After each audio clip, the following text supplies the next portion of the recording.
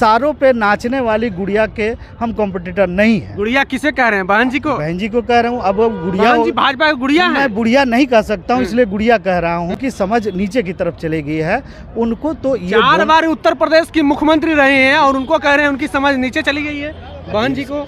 आप बता सकते हैं, लोगों का नजरिया ले सकते हैं कि उन्नाव के केस में, हाथरस के केस में आपका क्या नजरिया रहा है। जब बोल नहीं पाते हैं और जो कहता हो कि मैं मोदी का हनुमान हूं, तो उसकी औकात समझ सकते हैं कि इस सरकार में क्या होगी। अंबेडकर सिर्फ विचार नहीं बल्कि सिस्टम भी है। देश के सांस्कृतिक समझ को वो दर्शाती है। प्रोडक्ट बना लिए हैं अंबेडकर साहब को और इसको बेचने का प्रयास। दलित आईएएस की हत्या करने वाले को जेल से निकालने का काम, ये दलित परिचर्चा करेंगे, अम्बेडकर वादी परिचर्चा करेंगे। दूसरा आप चले आइए भीम चौपाल, जदयू के लोग जो इस काम में शामिल हैं वो लोग क्या चर्चा करेंगे? वो ये चर्चा करेंगे कि देखिए हम दलितों का कैसे स्कॉलरशिप हमने बंद कर दिया, देखिए हम दलितों को जो है SC ST आयोग आज तक सारा पैसा खर्च करेंगे, लेकिन दलित आयोग हम नहीं करेंगे, आपको न्याय नहीं मिलेगी। देश में अंबेडकर के विचारों को लेकर के एक तथ्य किया जा रहा है, एक प्रकार का बात चल रहा है कि अंबेडकर के को साधे बगैर देश में राजनीति करना संभव नहीं। वहीं बिहार की राजनीति में ये हो रहा है कि सभी पार्टियां अंबेडकरवादी, अंबेडकर के विचारों को अपनी पार्टी में लागू करने की होड़ चल रही है। राष्ट्रीय जनता दल अंबेडकर परिचर्चा करवा रही है, वही जनता दल यू भीम चौपाल करवा रही है और वही कई अन्य पार्टियां अंबेडकर के नाम पे राजनीति कर रही है। पर बिहार में अंबेडकर को सबसे ज़्यादा मानने वाले सबसे जो प्रखर लोग हैं वो भीम आर्मी आज़ाद समाज पार्टी के लोग हैं और लगातार जो है उनकी बातों को मजबूत करते हैं, उनके विचारधारा पर चलने की बात करते हैं। इन्हीं सब मसलों पर बात करेंगे। हमारे साथ में वीरेंद्र भास्कर हैं, डॉक्टर वीरेंद्र भास्कर आज़ाद समाज पार्टी कांसीराम के प्रवक्ता हैं, साथ में भीम आर्मी के सदस्य भी हैं। अंबेडकर परिचर्चा कर रही है राष्ट्रीय जनता दल और आपकी पार्टी तो अंबेडकरवादी है, कैसे उन लोग से पार पाइएगा? सबसे पहले सबको मेरा क्रांतिकारी जय भीम।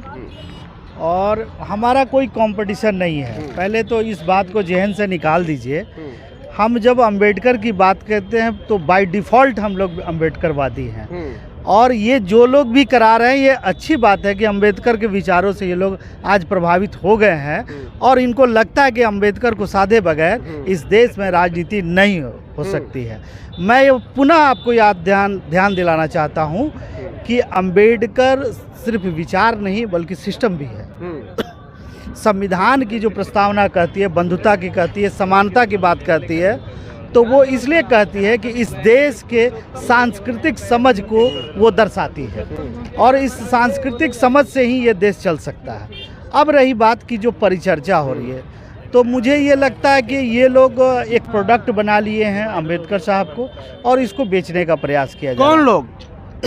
जो भी अंबेडकर परिचर्चा कर रहे हो, राष्ट्रीय जनता दल के लोग और भीम चौपाल जो करा रहे हैं। नाम लीजिए, एकदम नाम लीजिए। जनता दल का भीम चौपाल चल रहा है, हमारा भी चल रहा है। हमारा चल रहा है दलित महापंचायत, जहां चर्चा अंबेडकर की होनी है। तो मेरा सवाल ये है सर कि अंबेडकर की जो परिचर्चा कर रहे हैं आरजेडी, वो नियमों में तब्दीली करके एक दलित आईएएस की हत्या करने वाले को जेल से निकालने का काम, ये दलित परिचर्चा करेंगे, अम्बेडकर वादी परिचर्चा करेंगे।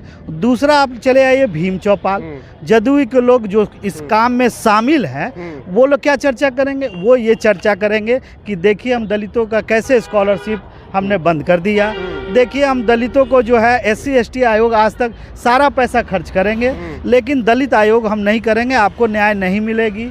साथ ही साथ कोई भी हत्या होती है, खुलेआम हत्या होती है, अगर दलित का मामला है तो हाथ पांव फूलने लगते हैं पुलिस के। उनका दलित की हत्या की बात की तो मुख्यमंत्री तो ऐलान किया कि दलित की अगर हत्या होगी तो उसके परिवार को एक नौकरी दिया जाएगा और मुआवजा भी मिलेगा। अच्छा, मैं एक सवर्ण की हत्या अगर कोई कर दे तो वो क्या इस बात से मान जाएगा? ब्रह्मेश्वर मुखिया का आपने देखा होगा कांड, उनकी एक हत्या हुई थी तो उनके बेटे को नौकरी दे देनी चाहिए थी। उन्होंने जो उत्पात मचाया, तो क्या ये चाहते हैं कि दलित समाज भी इस तरह का उत्पात मचाए? नहीं, हम संविधान को मानने वाले लोग हैं, हम उत्पात में विश्वास नहीं करते हैं। यही बात सामने सरकार को भी सोचना पड़ेगा। देखिए, जहाँ तक भीम चर्चा की बात हो रही है अंबेडकर की, तो एक पहले भी आपको नारा चलता होगा, जब जब जुल्म बढ़ेगा, जुल्म करेगा। हाँ, सत्ता के गलियारों से चप्पा चप्पा गूंज उठेगा जय भीम के नारों से। तो आज ये बात समझ में आ गई है भीम आर्मी के माध्यम से कि ये जो नारा जो है गूंज आज गली गली तक पहुंच चुका है। अगर इसको संवैधानिक तरीके से निपटारा नहीं किया गया, कानूनी तरीके से अगर निपटारा नहीं किया, तो यकीन मानिए यही कल होके कानून को अपने हाथ में लेने लगी, जो इस शासन और प्रशासन से बेकाबू हो जाएगी।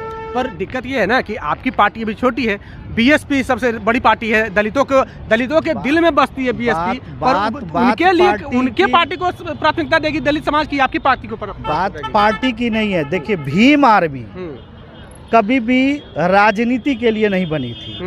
वो शोषित वंचितों के अधिकारों को, कानूनी अधिकारों को स्थापित करने के लिए संवैधानिक तरीकों से करने का काम करते रही।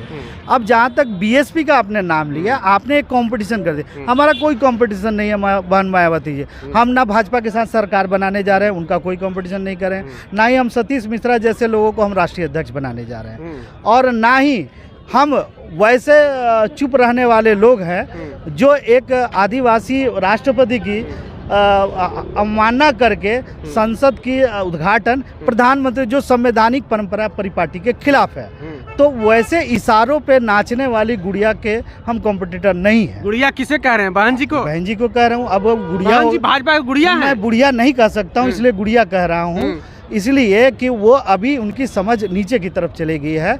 उनको तो ये 4 बार उत्तर प्रदेश की मुख्यमंत्री रहे हैं और उनको कह रहे हैं उनकी समझ नीचे चली गई है बहन जी को। आप बता सकते हैं, लोगों का नज़रिया ले सकते हैं कि उन्नाव के केस में, हाथरस के केस में आपका क्या नज़रिया रहा है, आपका राष्ट्रपति द्रौपदी मुर्मू के इस अपमान पर आपका क्या नज़रिया रहा। एक महिला भी थी, दलित भी थी, आपका क्या संविधान को आपने नहीं पढ़ा है, कांसीराम साहब को आप नहीं जानती हैं। ये तमाम जानने के बावजूद आज या तो मजबूर हैं या तो गुड़िया बन चुकी है। मजबूर कैसे है? देश की सबसे बड़ी पार्टी है, अगर दलितों की बात की जाए, तीसरी सबसे बड़ी पार्टी है बीएसपी, और बीएसपी के रहते हुए दलित समाज आजाद समाज पार्टी को क्यों चुने? पिछली बार आपने विधानसभा देखा होगा, बिल्कुल, कितनी बड़ी पार्टी रह गई। अबरी लोकसभा देख लीजिए, कितनी बड़ी पार्टी रह जाएगी। ये अभी के ख्याल से निश्चित तौर पे तीसरी बड़ी पार्टी है, ये जनता को तय करना है। बीएसपी के लोग कह रहे हैं कि हम लोग 2024 में सरकार बनाएंगे अकेले दम पे। बीएसपी बनाए, वो पिछले कई सालों से बना रहे हैं, हम ऐसा दावा नहीं करते। हम बहुजनों की सरकार चाहते हैं जो संविधान की रक्षा करे और शोषित वंचितों को संवैधानिक तरीके से अधिकारों को स्थापित करे। तो मेरा ये कहना है कि हम ऐसा कोई दावा नहीं कर रहे कि हम अकेले सरकार बनाएं, लेकिन शोषित वंचितों की रक्षा करने वाली और संविधान को बचाने वाली सरकार की हम कल्पना करते हैं, और उस मुहिम में हम लोग शामिल हैं। तो सिर्फ मायावती जी नहीं, मैं इस बहाने मैं उन तमाम दलित नेताओं को जो दलित सीट पे जीत कर जाते हैं, तथाकथित चिराग पासवान जी मुख्यमंत्री का सपना देख रहे हैं। एक भी विधायक नहीं है, लेकिन मुख्यमंत्री का सपना उनके ट्रेंड किया जाता है कि अगले नेक्स्ट सीएम चिराग पासवान। वो जब बोल नहीं पाते हैं और जो कहता हो कि मैं मोदी का हनुमान हूँ, तो उसकी औकात समझ सकते हैं कि इस सरकार में क्या होगी। दूसरी, आप मीरा कुमार को देख लीजिए। मीरा कुमार कभी लोकसभा की अध्यक्ष रही है, राष्ट्रपति की उम्मीदवार रही है, तमाम इन सब चीज़ों के संविधान की मर्यादाओं को जानती है। उस जैसे व्यक्ति को भी अगर संसद के मामले में द्रौपदी मुर्मू के इस अपमान पर नहीं बोलना, ये तय करता है कि ये लोग जनता के लिए काम नहीं कर रहे हैं, बल्कि अपनी सुख सुविधा, अपने पेंशन बनाने के लिए काम कर रहे हैं। ये लोग जनता के लिए काम नहीं कर रहे हैं। चिराग पासवान के पास 6% वोट है, मीरा कुमार उन जगजीवन राम की बेटी है, उनका बहुत बड़ा कद है, और ये लोग जनता के लिए काम ही नहीं कर रहे। देखिए, ये मैथमेटिक्स का मामला नहीं है, ये जनाधार का मामला है। आपके पास 6% वोट हो, क्या 6% पे सरकार बनती है? पर मैथमेटिक्स के ही हिसाब से बनेगा ना। आप किसी के गोदी में, सामंतवादियों मनुवादियों के गोदी में जाके बैठ जाए, आपका वो स्वागत करेंगे। संघर्ष तो आप नहीं करेंगे ना जनता के लिए। हम जनता के लिए संघर्ष कर रहे हैं और हम शोषित वंचितों के लिए लगातार संघर्ष करते रहेंगे। इसी कारण से भीम आर्मी और आज़ाद समाज पार्टी का अस्तित्व है, नाम है और वजूद है। चलिए, तो जनता के लिए संघर्ष करते रहेंगे, इसी लिए भीम आर्मी आज़ाद समाज पार्टी का वजूद है। डॉक्टर वीरेंद्र भास्कर है, आज़ाद समाज पार्टी के प्रवक्ता है। बहरहाल इनकी बातों से कितनी सहमत है, प्रतिक्रिया कमेंट बॉक्स में जरूर दें। अगर आप यूट्यूब चैनल पर देख रहे हैं तो चैनल को सब्सक्राइब कर लें, फेसबुक पेज पर देख रहे हैं पेज को लाइक कर लें। जय भीम, जय भारत।